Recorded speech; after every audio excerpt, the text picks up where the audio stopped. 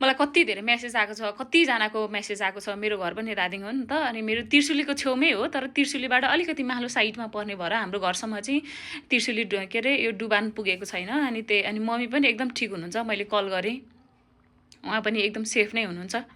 बिहानदेखिबाट हरेक मान्छेले लाइभ हालेका छन्, हेरेका छौँ है। आँखै अगाडि गर्ल्याम त्यत्रो मान्छे बगाएका छन्, त्यत्रो बस्ती डुबेको छ, त्यत्रो पुलहरू सबै लगाएको छ है। हाम्रो गाउँमा चाहिँ यतापट्टि एउटा पुल थियो क्या, वर्षौँपछि कति पुस्ताको पर्खाइपछि बनाएको पुल थियो होला क्या बिचरा है। त्यो बाङ्गीको पुल भयो, घाटबेसी, अझ हाम्रो त धादिङ बेसी सदरमुकाम जाने पुल नै गयो क्या। अब यी कुराहरू त भने बनाउला क्या। अझ सबैभन्दा दुःखको कुरा त कति मान्छेले ज्यान गुमायो क्या बिचरा। भाग्दै गर्ल्याम आउँदा त आमा मेरो त मुटुले ठाउँ छोड्यो। भगवान्, दसैँको टाइम छ है। ए आमा, कति मान्छेको घर उजाडियो होला, कति मान्छे, भगवान् मलाई त साह्रै नराम्रो लाग्यो।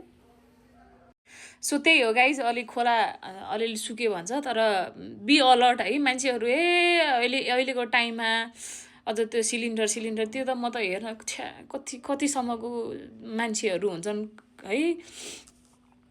सो त्यही हो, बी अलर्ट। अझै खोला आउँदैछ अरे होइन।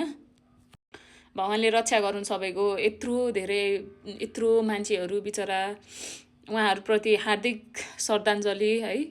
अब त्यहाँभन्दा के भने, सरकारले पनि गरे हो गाइज, आज चाहिँ एकदमै धेरै गरे हो। हाम्रो बेलुको त्यहाँनिर कति ठाउँमा मजाले सकुशल उद्धार गऱ्यो क्या।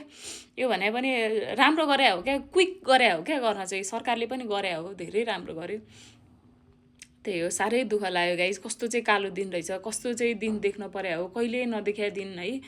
ए भगवान् भन्ने मात्र लाग्यो क्या गाइज मलाई है। तर कति धेरै मेसेज आइरहेछ क्या मलाई, मम्मीप्रति एकदम धेरै माया देखाइदिइराख्नु भएको छ। तपाईँहरू सेभ हुनुहुन्छ भनेर, मम्मी एकदम सेभ हुनुहुन्छ।